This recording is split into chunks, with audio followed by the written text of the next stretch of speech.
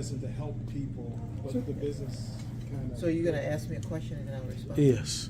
Yeah, Dr. Eveyln, you were just mentioning about doctors and the suicide rates, being the highest of any profession, and why that is.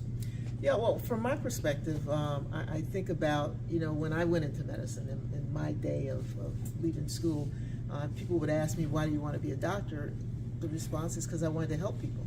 And as elementary as that may have sounded, I think that was truly why people went into that. But as we've talked about before, medicine has now become more and more of a business.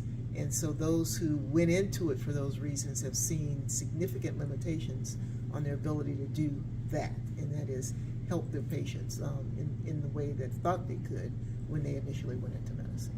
Wow, and the reason that they're not able to help them is because? Well, all of the different issues, payers and insurers and restrictions.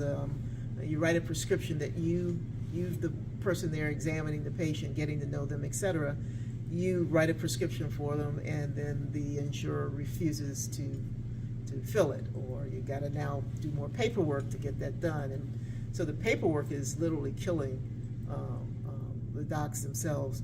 The other thing is, the electronics, the technology. It's supposed to be there to help us, but oftentimes it does the opposite. We talk about electronic medical records.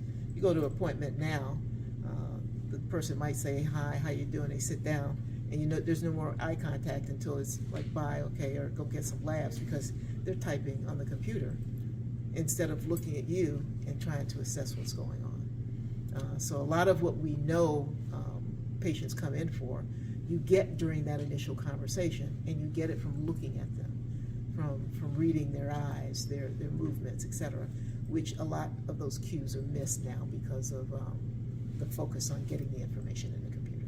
One last question, Dr. Eveyln.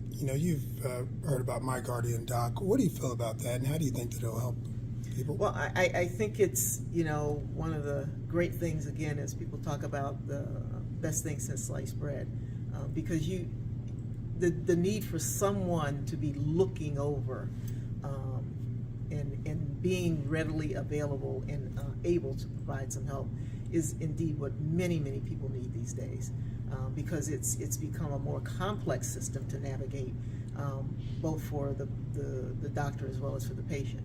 And so having a tool or like that is very much needed this day and time. Thank you so much, Dr. Eveyln. You're welcome. Thank you.